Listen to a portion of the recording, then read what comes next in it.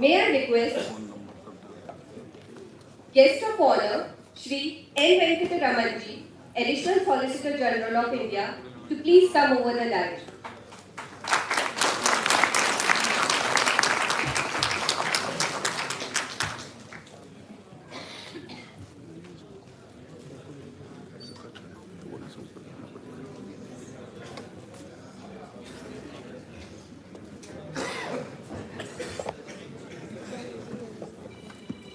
I request our chief guest, Shri Venkataramani ji, Attorney General of India, to please grace the dais.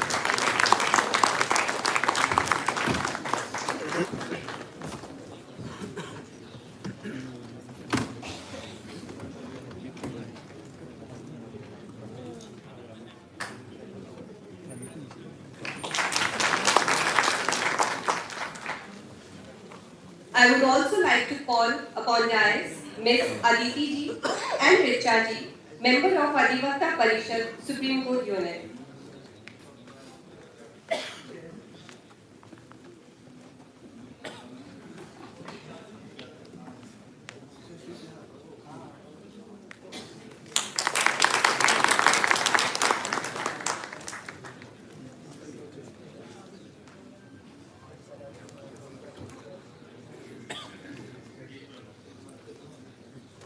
I request our esteemed guests and dignitaries to inaugurate today's program with the lighting of auspicious lamp.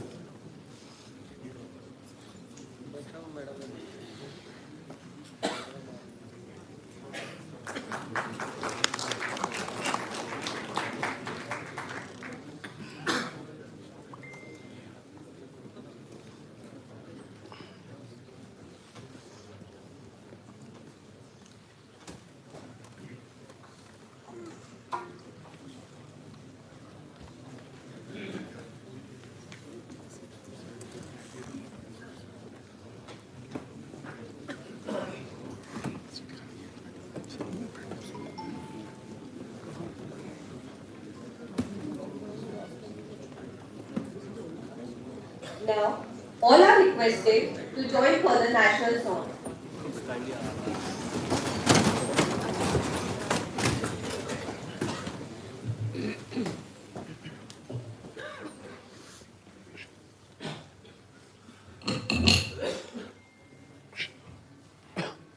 Vande Mataram, Vande Mataram, Sujalam Sufalam,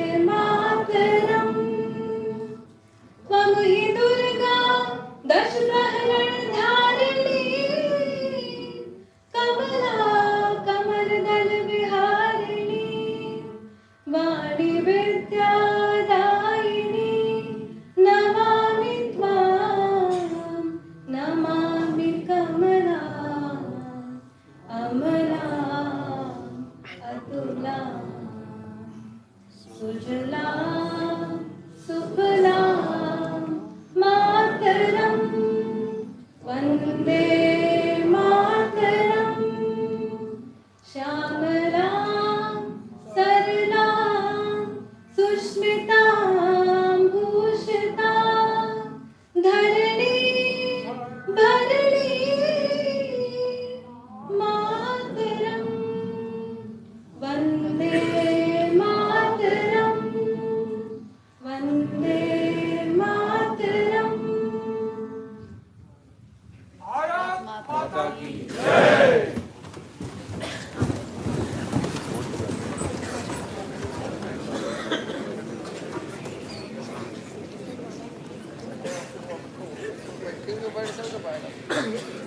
Now, I would request Pushpendra ji to give brief introduction on Adhivakta Parishad organization.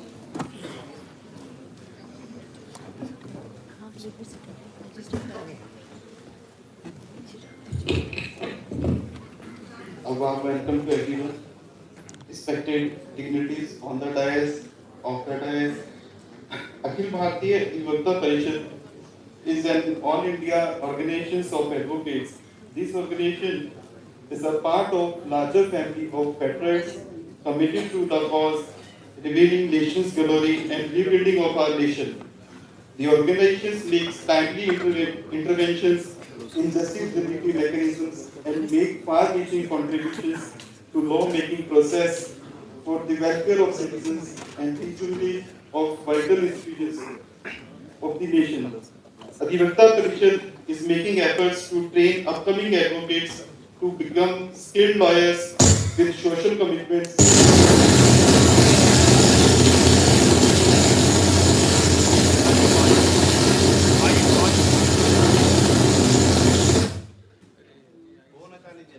Phone नजदीक में हटा लीजिए। Hello. हाँ। Adhivakta Parishad was established as a federal umbrella organization in 1992 with the convergence of several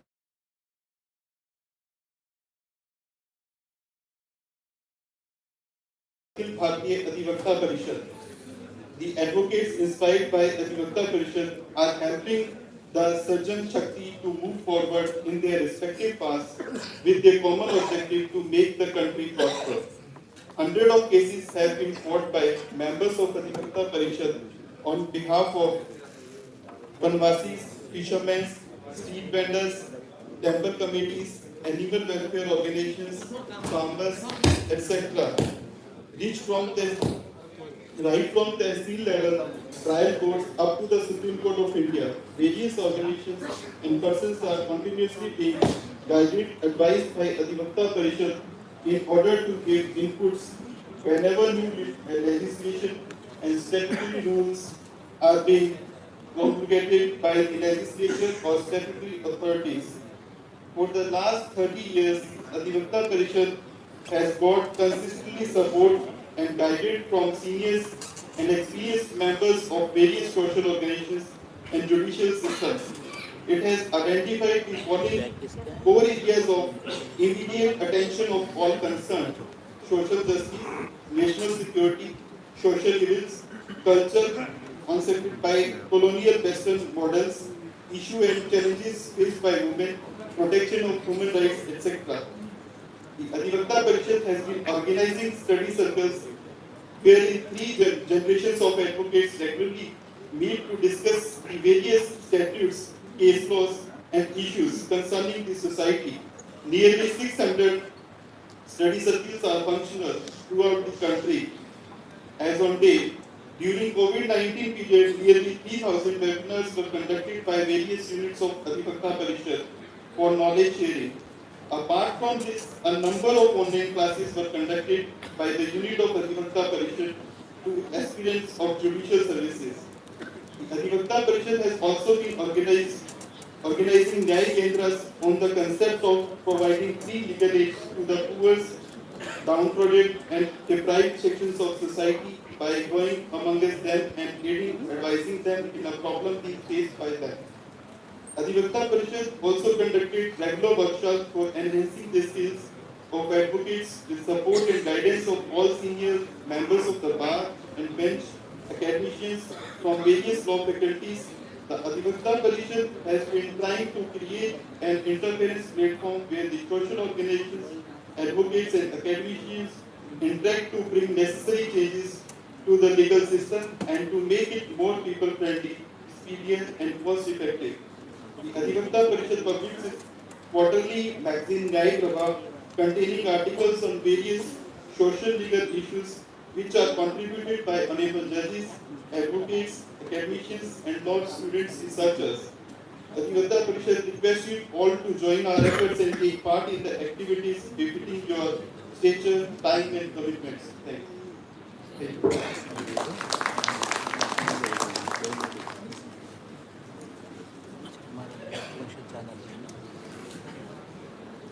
Thank you, Pushpendraji, for amply putting in words what the organization is all about, how we function, what is our motto, and what values we stand for. Now, I would request Nachiketa Joshi ji and K.L. Janjani ji to felicitate our guest of honor, N. Venkataraman ji, Additional Solicitor General of India.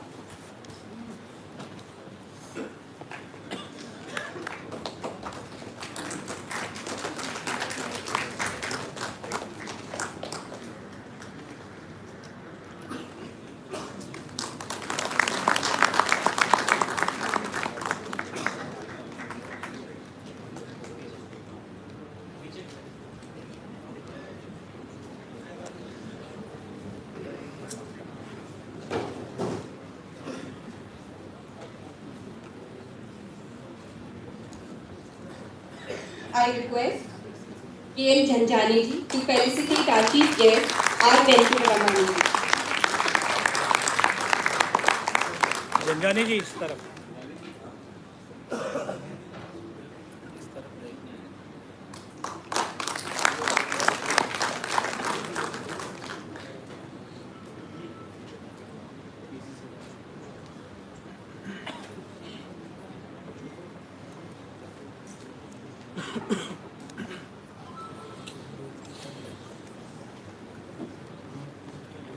Swami Vivekananda Maharaj, Secretary of Ramakrishna Mission, can join us at any moment.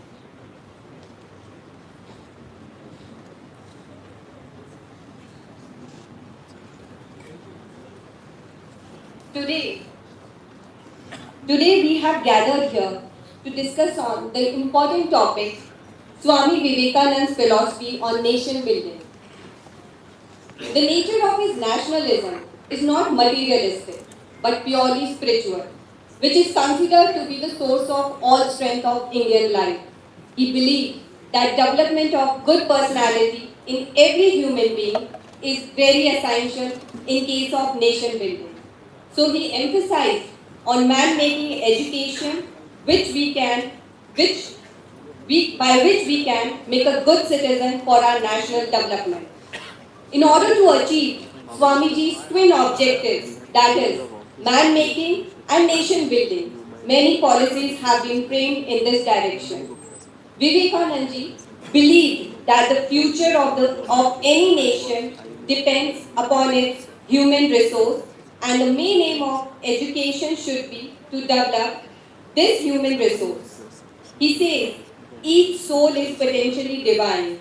The goal is to manifest this divinity within by controlling nature, external and internal. Swami Vivekananda's message was a practical guide to the task of national reconstruction.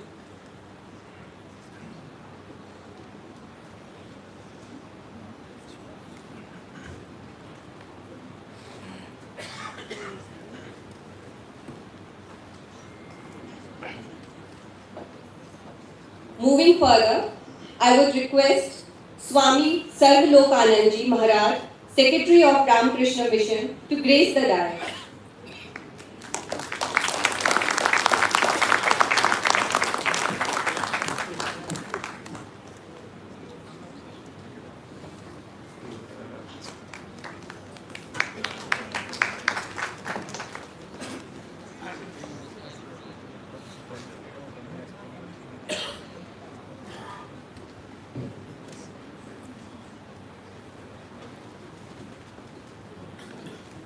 Now, I request Rashmi ji to felicitate Swami Sarvalokanand ji Maharaj.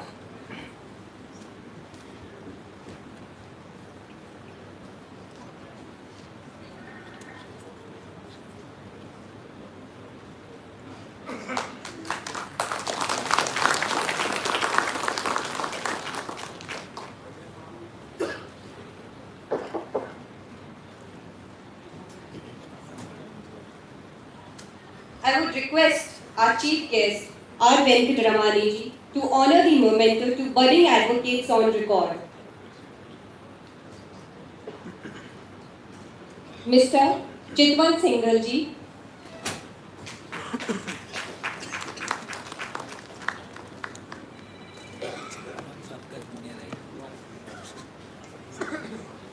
Miss Ankita Sharma, Mr. Bhushna Ojha, they have cleared the year exam recently. Mr. Mimansik Bharadwaj ji,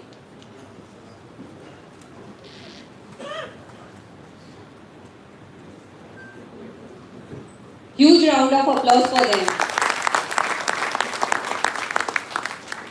Miss Vishakha ji,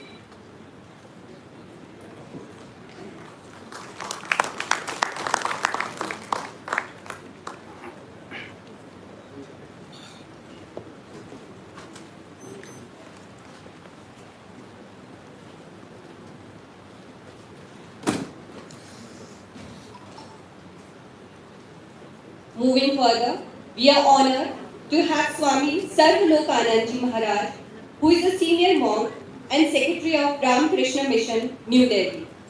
Swami ji embraced monastic life, joining the Holy Order at its Kankhal Haridwar way back in 1973. He is a popular speaker on Vedanta philosophy, propagating the universal message of Shri Ramakrishna Paramhans and Swami Vivekananda ji. He travels length and breadth of India and abroad to promote peace and harmony through intra and interfaith dialogues and parliament of religion. Now, I request Maharaj ji to enlighten and embrace us with his few words.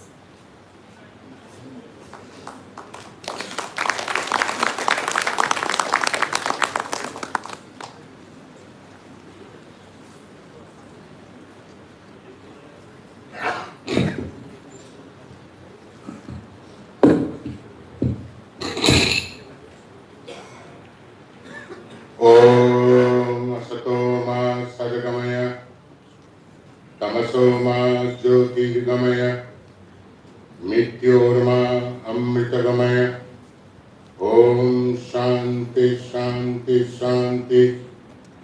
O Lord, lead us from unreal to real, lead us from darkness to light, lead us from death to mortality.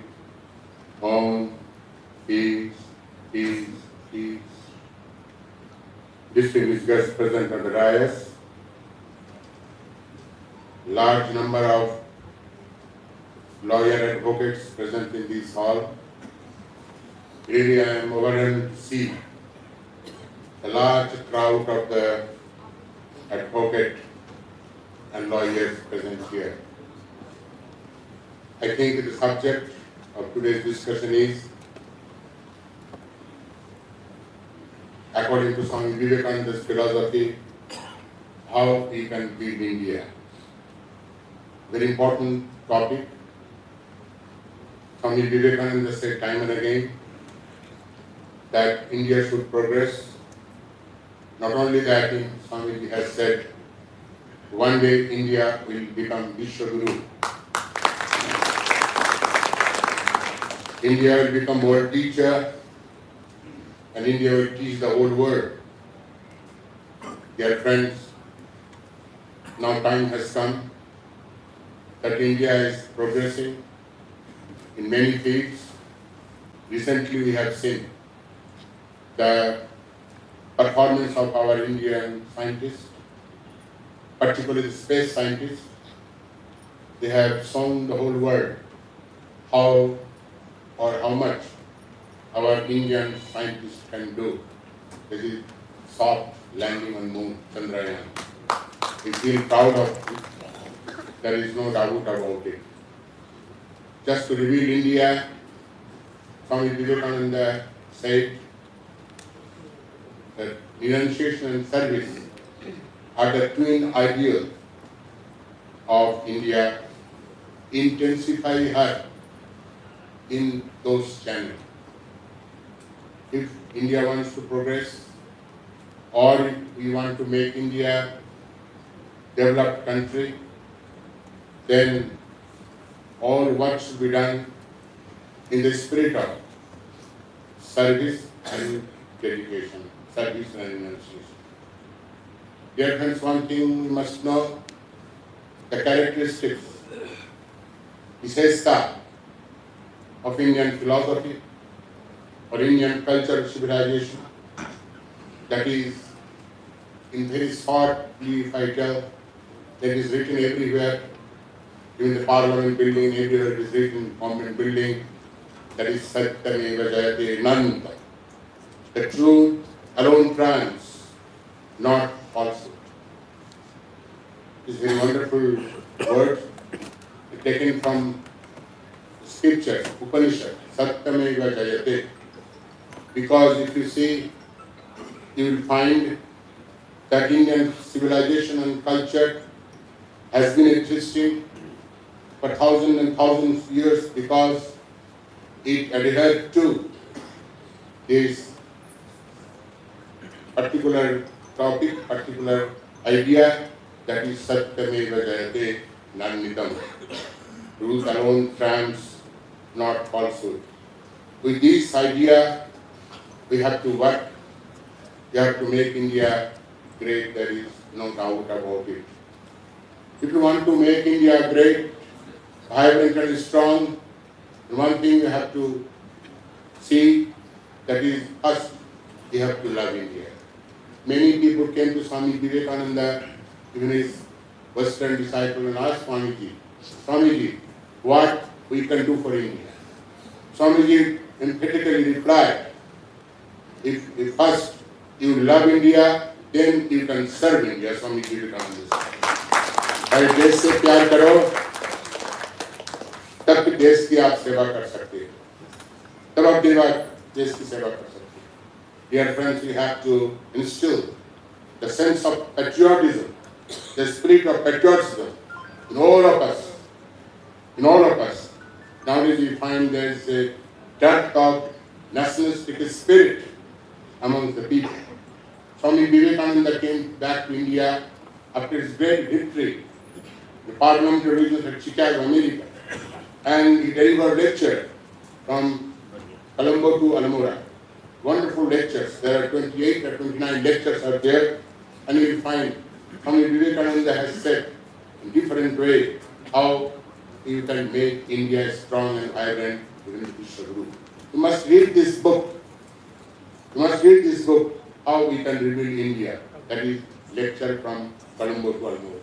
This wonderful book, we must read it, and we must imbibe with ideas with Swami Vivekananda, that is renunciation and service. Dear friends, India has achieved independence more than 75 years ago. Still India couldn't reach the target of development, target of progress. 75 years is not a small period, but why India couldn't achieve the success, target of success? One thing is there is a dearth of human resource. There is a dearth of human resource. Swami Vivekananda said time and again, men are wanted. Everything take care of itself. हमें मनुष्य चाहिए. ऐसा मनुष्य चाहिए, ईमानदार मनुष्य चाहिए, man of integrity, man of character. ऐसे आदमी चाहिए जिससे हम देश को आगे ले जा सकते हैं. इसलिए स्वामी विवेकानंद कहते हैं, men are wanted. Everything take care of itself. First, we have to become the enlightened citizen of India. हम तो सब citizens हैं, नागरिक हैं, लेकिन it's a matter of great regret that we all are not the ideal citizen of India.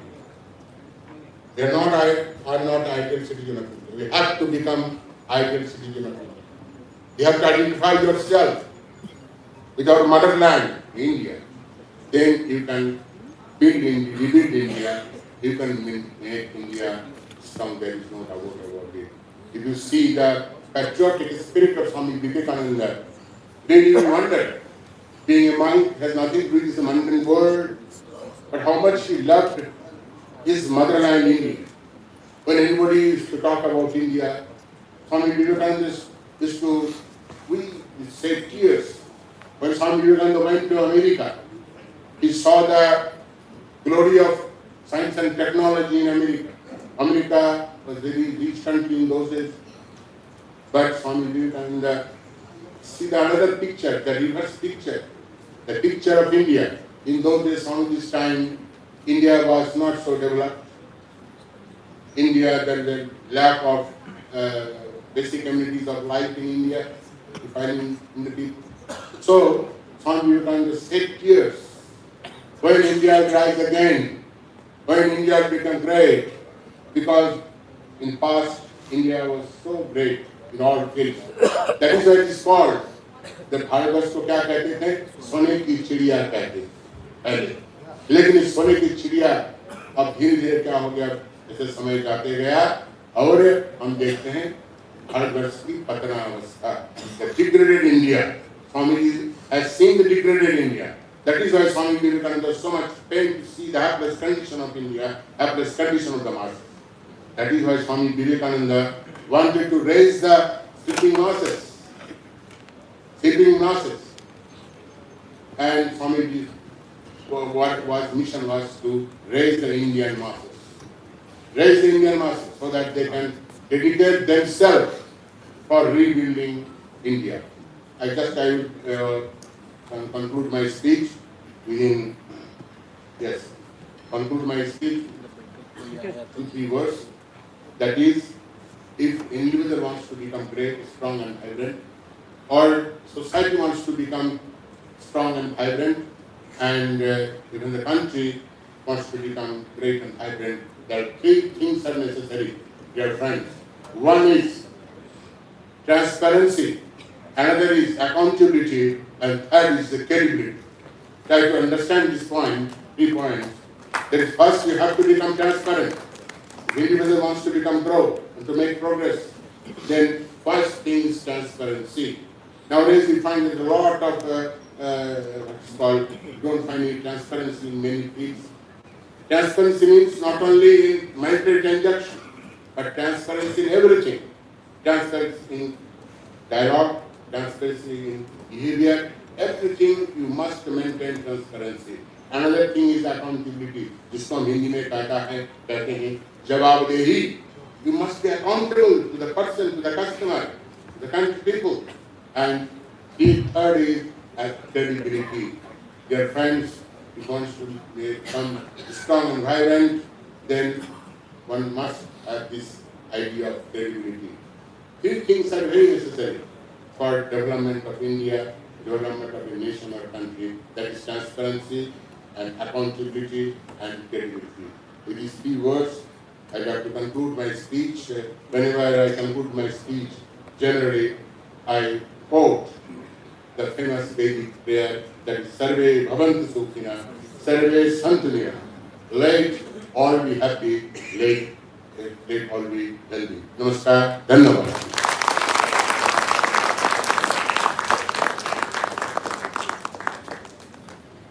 Thank you, Swamiji, for embracing and sharing those beautiful thoughts and ideas. And one day, India will become a Vishwaguru. Though we all know Shri N. Venkataraman, Additional Solicitor General of India, but as a ritual, I would like to introduce him briefly.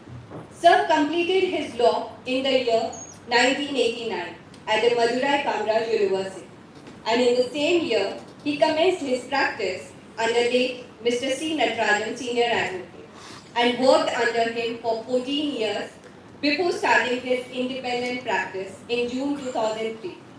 He was designated as a Senior Advocate in the year 2006 by the Madras High Court.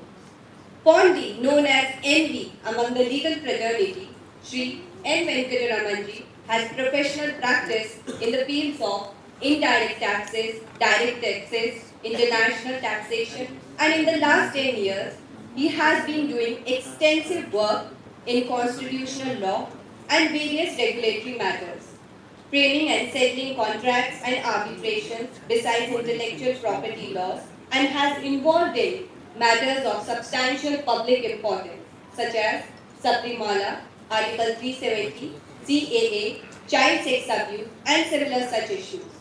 With this process, I request Additional Solicitor General of India, Shri N. Venkataraman ji, to edify us on today's topic.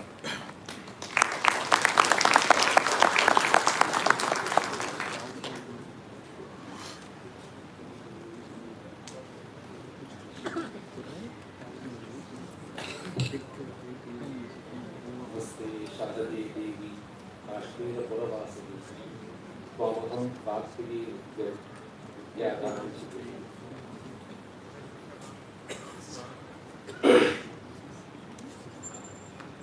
प्रणाम महाराज Venkataraman from ISIL Alpana and my good friends Bhattavi, the topic Auditorium.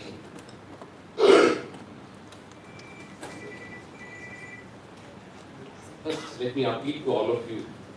The next 25 allotted minutes to me. I would like to speak as a patriotic citizen and not as a law officer. And the views expressed are completely personal. So that I have the freedom to speak what I want. That's the whole idea. Why do we celebrate Swami Vivekananda even after 2 centuries? That's the first question every youth in this country should ask. There is a guarantee that word works in an order. And it works in an order because God has perpetuated a dharmic rule to follow by this. And then there is something we find that the dharma gets strayed. There is an assurance by God that He will take an avatar and restore and put dharma back in stream. That's why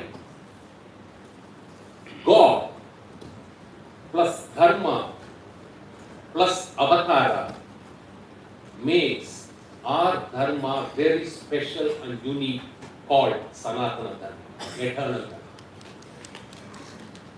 Imperishable dharma, because it might decline, but it can never be destroyed. Because it declines only to reclaim back. One such avatar Purusha is Swami Vivekananda. And that's why we celebrate him even today. Why is he an avatar Purusha? He achieved everything that could be achieved within 39 years because he did not live beyond 39 years. If you see his life history, he finished everything by 35, 36.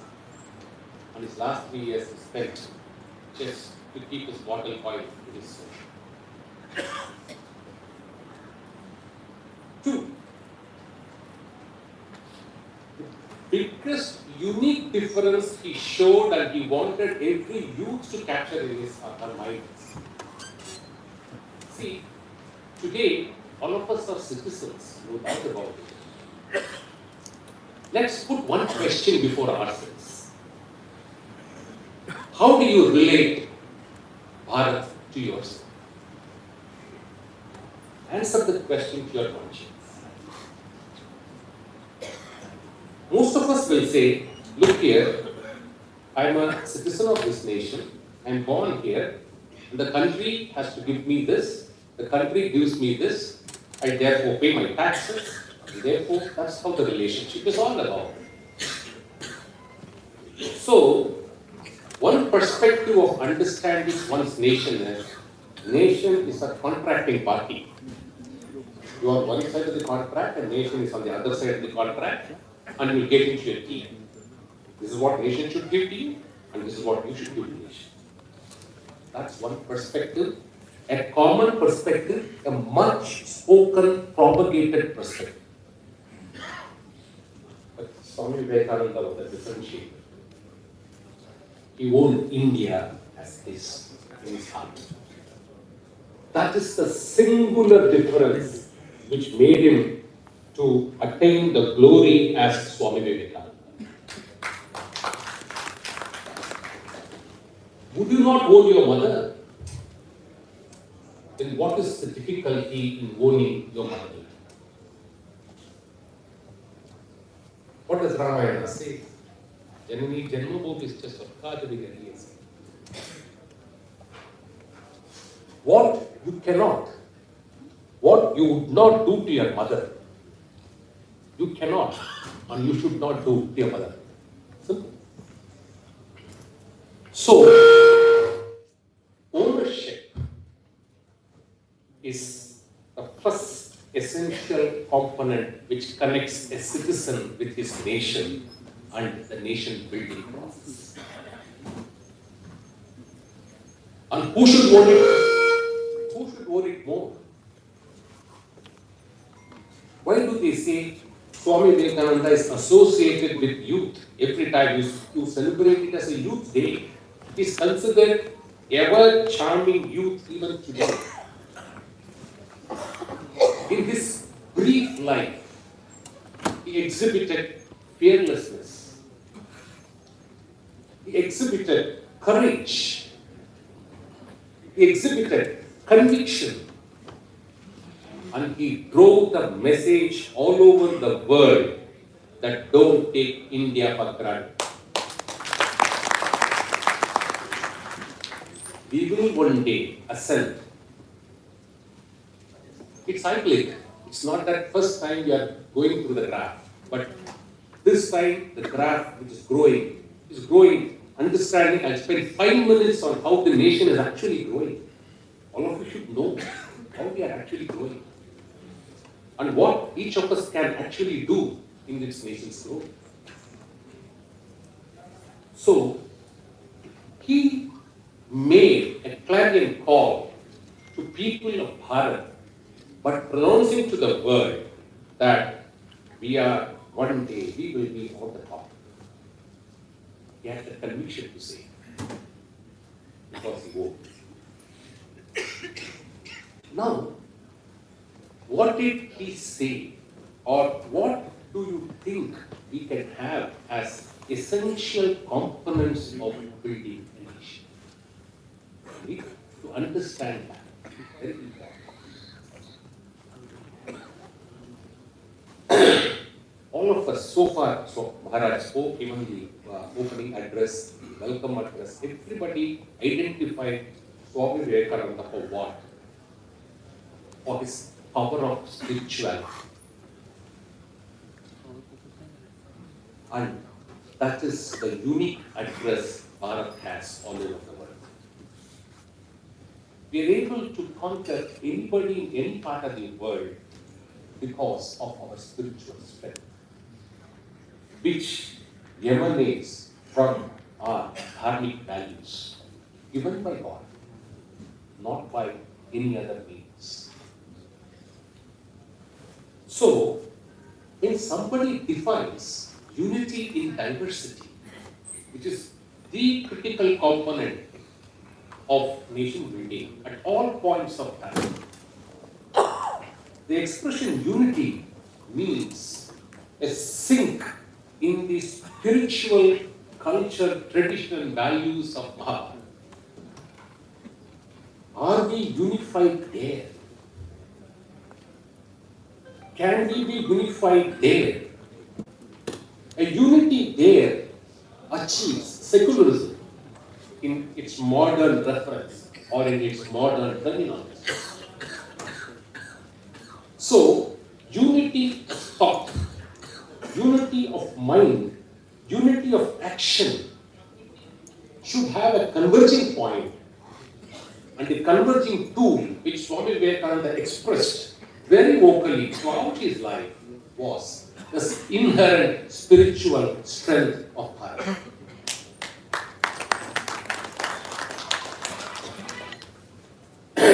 Without the spiritual strength, why do we say so? There is a reason for it.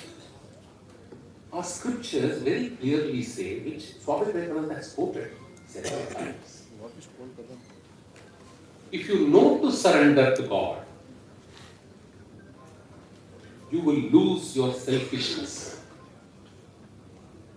Once you lose your selfishness, you become the tool of God. And once you become the tool of God, you become all-powerful to execute His plan of action. This is what is called as inner spiritual strength. How a human body and mind can translate into a tool, into an action point to deliver the unbelievable actions. Have you not seen? How is this possible with a man doing in one life? Have you not said so? Have you not seen such characters? The impossible is possible for God, and it is possible for a human form, provided the human form is selfless. So, the important second ingredient after unity for any nation building process is the fine, subtle, but a clear distinction between individuality and personality. A huge difference between them. Swami Vivekananda demonstrated that to the world. Individuality is driven by selfish desires, selfish agendas, and selfish motives. Whereas personality is one who integrates with a team spirit, team thought, and a national goal. Imagine, can we have our own goals being set, indifferent and independent of a national goal? Can we achieve it as individuals, and can the nation reach its destination? It's not possible. So, unless our thoughts, our actions, our conduct is assimilated by the national mainstream, we will only be drawing out of the nation and not contributing to the nation. That's the third point. Do you want to contribute and assimilate yourself as part of the mainstream, or take out from the nation whatever you want, your pound of flesh? He demonstrated contribution should be your attitude. You will get what you want to, the food. Fourth, how do you identify yourself in your way or your path to progress?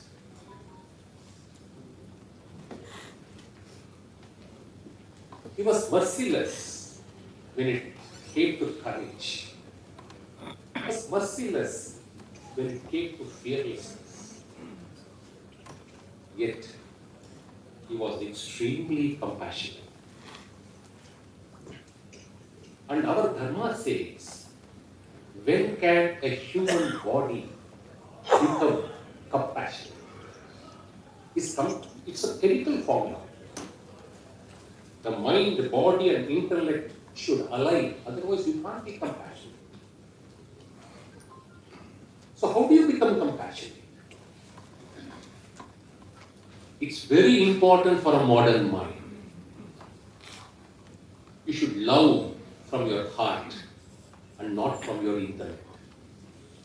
Planned, schemed love is different from loving from one's heart. Your mind must be filled with courage. Your intellect should be filled with knowledge. You can't displace, you can't have knowledge from your mind, then you will become very emotional. You can't misplace all the three. The three must be in the right place. Love from the heart.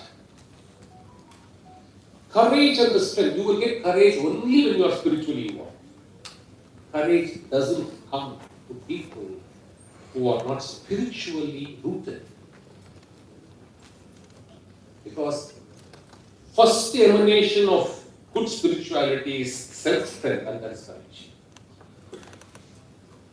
And your buddhi should acquire the needed knowledge. And will combine it with your body, with a mind to serve. You become a holistic person, showing compassion. And the place, wherever you see the right compassion, that place, that value, that action will be dharmic in nature. That's the definition of dharma. So, nation building has to be in that roadmap, is what Swami Vivekananda has taught us.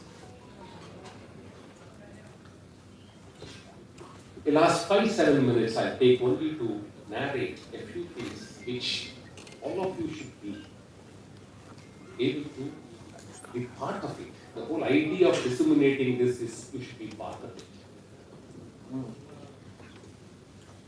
In 75 years of our independence, when somebody has finally visualized what this country should be after 25 years, way ahead, and prepare a roadmap,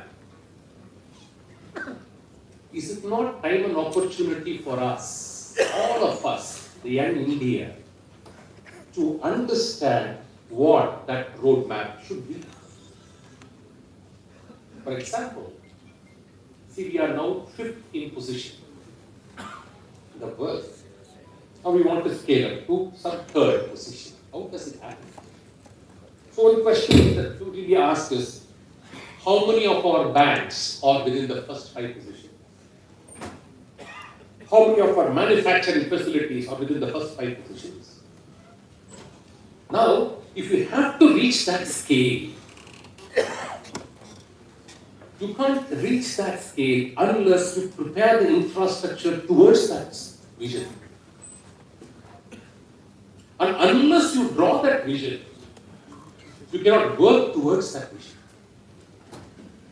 And once a vision is drawn, don't we have the duty and the responsibility to be the part of the vision to grow in that path?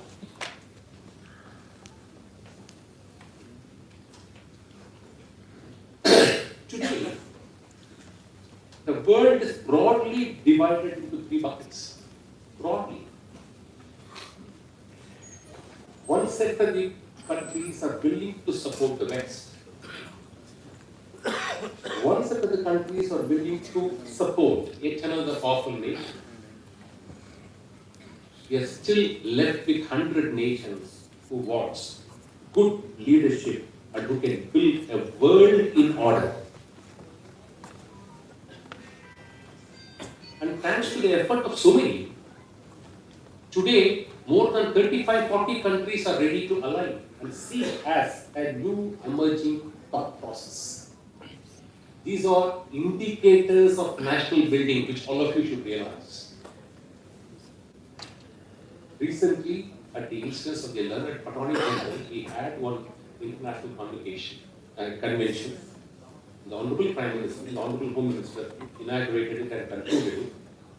35 African nations participated in that.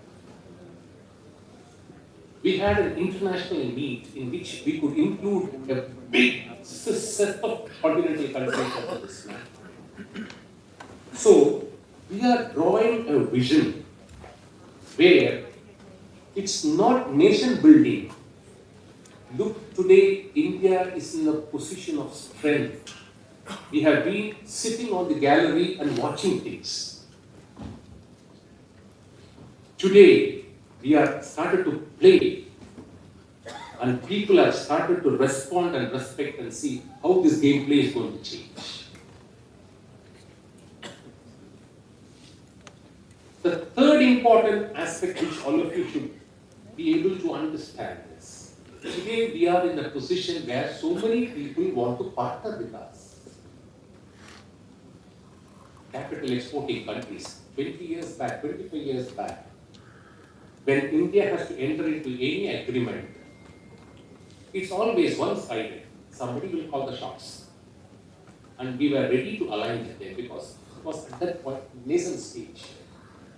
Today we are able to sit on the table as equal partners and discuss what we want. So this change is an opportunity for youngsters. So you must follow these changes so that you will also try to understand how your roles are going to change over a period of time. By sheer change in the complex system of the country's growth and economy. See, we have now reached a beautiful stage, which was the dream of Swami Vivekananda. He said, we have the best spiritual strength of the East.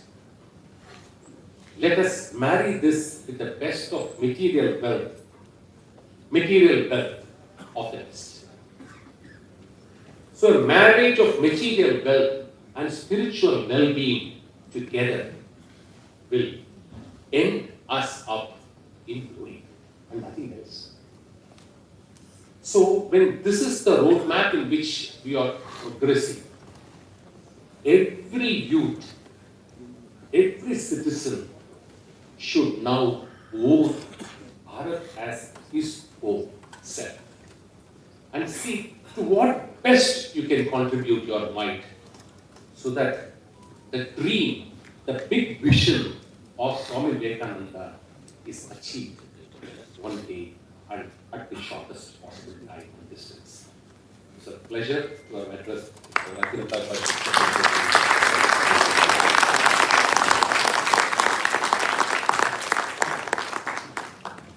Thank you for sharing ideas and views on Swami Vivekananda with minute details and explanation.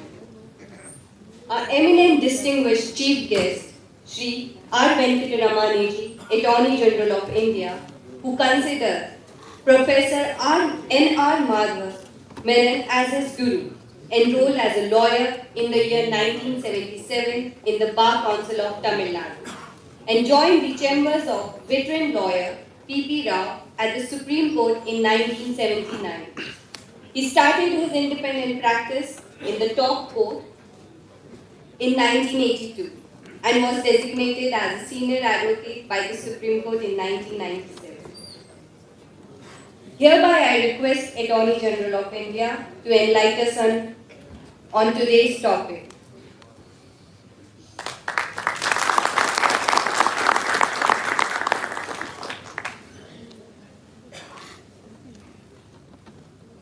My dear friend Venkataraman is a powerful speaker.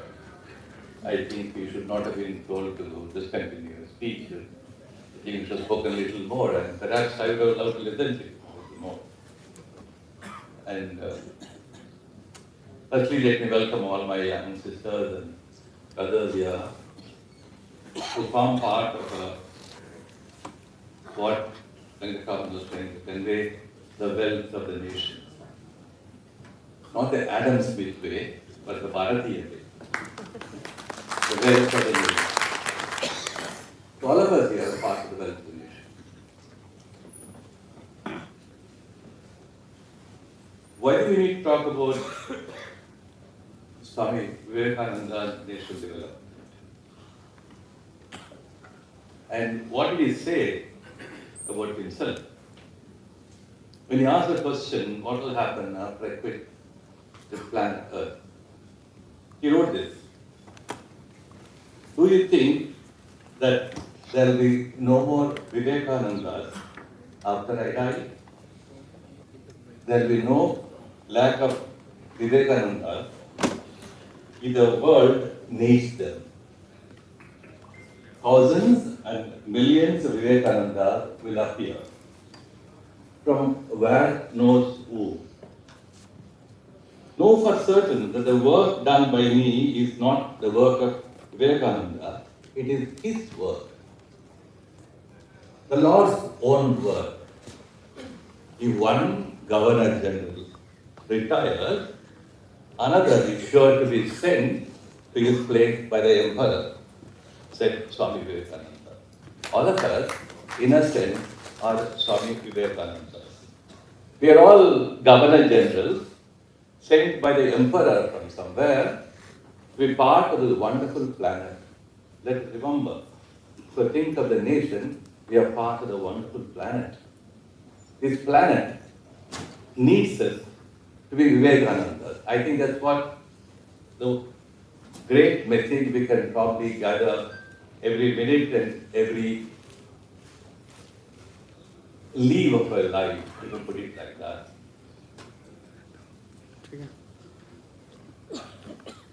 Nation building, what do we understand by it today? Let me gather a few thoughts. Material development can be incomplete. We all talk about material development. Material development can be incomplete without social development. Social development can be incomplete without cultural development. These two can be incomplete without accomplishment of equal regard and equality. These two can be incomplete without individual fulfillment. No nation, therefore, can live in sustaining isolation, and all these connected accomplishments are part of nation building. So when an individual majors in the nation, and the nation becomes part of the individual, then that's the first step in a nation building. But today we are caught in different strands of thought, ideologies, still trying to go back to past and cling us from moving into the future. I would like to digress for a minute. In the past 100 years, even a little more, because today we are talking about constitution, constitutional morality, so on and so forth. So in the past 100 to 150 years, the world has seen several attempts in ideologies, thoughts, deeds, actions, revolutions, social motion, processes to bring happiness to each individual and to nations and groups and sections of people. Every ideology, every thought that is the final word of truth on accomplishment, the pursuit of happiness, as the US Constitution talks about.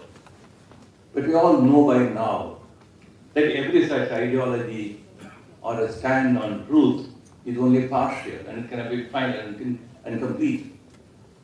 It's in that context we, as a nation, are called upon probably to open up new chapters on what can constitute a national development. When Venkataraman talked about how a futuristic vision is pushing us virtually into pursuing of goals beyond domestic narrow walls, which Tagore talked about. So it's in this context we need to talk about what national development, and that is entirely different from what probably Swami Vivekananda was talking about in 1890 when he went to Chicago. But there's a very beautiful connection. The beautiful connection is when he said, this nation knew much more than the rest of the world, because it knew about tolerance, it knew about diversity. So it's in the kernel of tolerance and diversity, like I think in today, our ability to move forward in unleashing several new understandings of individual fulfillment and national development. Swami Vivekananda himself talked very eloquently about equality. He said, I don't agree with the understanding of equality as it exists today. We talk about equality at a particular plane, having the constitutional textbook on our hand. We keep it on our hand thinking about what France talked about, liberty, fraternity, and equality. But the real equality can only if all these paths of human accomplishment and fulfillment can take place in a non-coercive, participatory way. Non-coercive, participatory way. Revolutions are coercive, non-participatory ways. That's where certain ideologies have failed. Vivekananda did not believe in those ideologies. The pursuit of truth, if it is not connected to the pursuit of happiness, both can fail. That's what Swami Vivekananda felt throughout his life. And therefore today, the governance, so you are again going into the future, then planning for a futuristic vision and so on and so forth. We are still caught with certain ideas which are the birthmarks of the past. I don't wish to characterize the Constitution as something which is holding us from going to the future. You all try to, as lawyers, we have built a lot of languages about it. It's a living, organic document. But if we ourselves are living, organic document, the Constitution cannot be. So, today governance has to be a collective karma yoga. It has to be a collective bhakti yoga, and it has to be a collective raga yoga, and finally it has to be a collective jnana yoga. So if governance can become all of this, then as individuals, as Swami Vivekananda told us, as our own scriptures told us, that in order to be a complete person, a human being who is not isolated or divided or alienated from the rest of the world, you have to have your karma yoga, you have to have your bhakti yoga, raja yoga, and ultimately jnana yoga. And if you blend all of them together, and you have a purpose of understanding and way of life, and today governance will have to be like this, it's a collective. And how did it become a collective karma, jnana, bhakti, jnana yoga? So we need two elements. One, a material element, or a material plane called a constitution. The other, the higher levels of existence. The other, higher levels of existence. Where mind will have to, allow it to fly as high as possible. When I say mind is not an intellect, it is the ability to connect the universe. Our ability, our keenness, our yearning to constantly connect to the universe. Vivekananda did that. And he did that through his master in his own way, setting up this huge mission called Ramakrishna mission, which is like a huge banyan tree today. So our ability of yearning to connect to the universe, and then therefore join our journey at the material plane, I think that's a beautiful connection. And that's what this nation has told us, has given to us. These are wonderful treasures. We have to probably not only able to nurture them, but preserve them. Today there are big challenges to this preservation. The big challenges to preservation come from various ends, various parts of the globe, in different forms. So we have to very keenly perceive these challenges. So we are not, I don't think we're talking about national development merely at a very economic plane. As I said, therefore, all development levels, the intrinsic connection is understood by each and every one of us. I think that's going to be a first great step toward national development. Probably we should be writing a constitution at the yoga level. You want me to put it like that. We have a constitution at the material level. We have a constitution at the yogic level. Then that will be a very important, what we call, spiritual accomplishment of this great nation in the coming years to come. And all of us, as I said, Swami Vivekananda said, more and more Vivekanandas will come.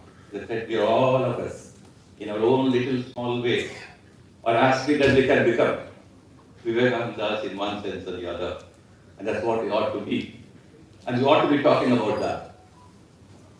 Whether as lawyers, we can keep talking about what law can do, what constitution can do, what our institution can do, and so on and so forth. It's very important. But I think as we look at the goals which this nation is poised to pursue, and its ability to pursue, as I look at them in their own little way, humble way, I think this is how it's going to be. Are we prepared for all that? The challenge is, are we prepared for all that? In order to be prepared for all that, we need to rise, fly as high as possible. And in the depths of the ocean, dip as deep as possible. Let me prepare for that. If that's the way I look at Vivekananda and national development. I think whenever he said, Swamiji talked about transparency, accountability, and credibility, all of them are part of Karma Yoga. All of them are part of Jnana Yoga also. So all that Vivekananda said, Karma Yoga, Bhakti Yoga, Jnana Yoga, let us not put them into departmentalized, compartmentalized way, like the Western intellectual analytical thought does. They are only taught as separate aspects of the same way of pursuing truth. If you take out Bhakti Yoga, perhaps you will miss something. Jnana Yoga will miss something. Therefore, they are all aspects of one way of fundamental, area of pursuit of truth. If that is understood and we're able to merge it in the larger human consciousness today, Shri Aurobindo talked about it. And he said about the secret of Vedas, he was talking about. So we had these very illustrious thinkers in the last century who were essentially a product of British colonial imperialism and who dreamt of a beautiful nation in future. We have the treasure house of all their knowledge, wisdom and contribution. Let us preserve them, let us indulge in them, let us be with them and be part of that movement.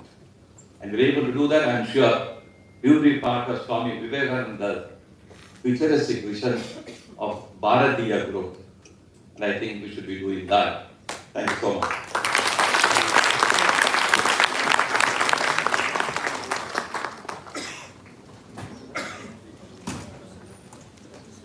Thank you, sir, for enlightening us. Moving towards the concluding part of today's program, I would request Ms. Aditi ji to deliver vote of thanks.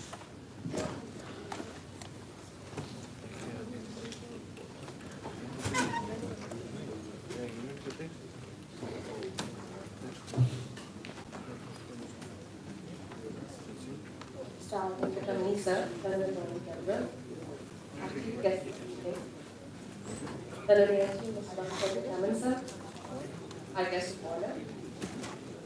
Swami Vivekananda, our galaxy of dignitaries in the audience, my colleagues, friends at the bar, ladies and gentlemen. It is my honor this evening to propose the vote of thanks. I start first and foremost by expressing my gratitude to our learned Attorney General, Mr. Venkataramani, sir, for the clarity with which he has given us a window into the wealth of ideas and perspectives that were espoused by Swami Vivekananda Ji. These ideas govern us not just as individuals, but also tie us to our great nation. These are ideas we should all look up to and aspire to. I thank learned ASG, Mr. Venkataraman, sir, for his insightful perspectives touching upon dharma, nation, the individual, and the everlasting relevance of Swami Vivekananda Ji in all our lives, especially the youth of our young nation. Swami Vivekananda Ji, thank you for the inspiring words and reminding us of our sense of service and duty, which are especially the foundation and pillars of our profession and our legal fraternity. The Adhivakta Parishad, thank you for bringing us all together this evening for this overwhelming gathering on this Friday, in addition to all the wonderful work that you endlessly carry out. And most of all, thank you to the wonderful audience for joining us today and making this event a success.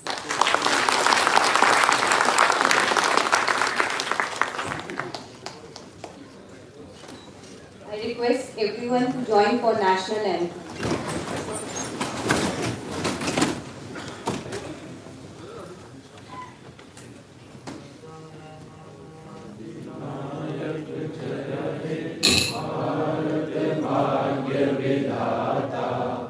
Punjab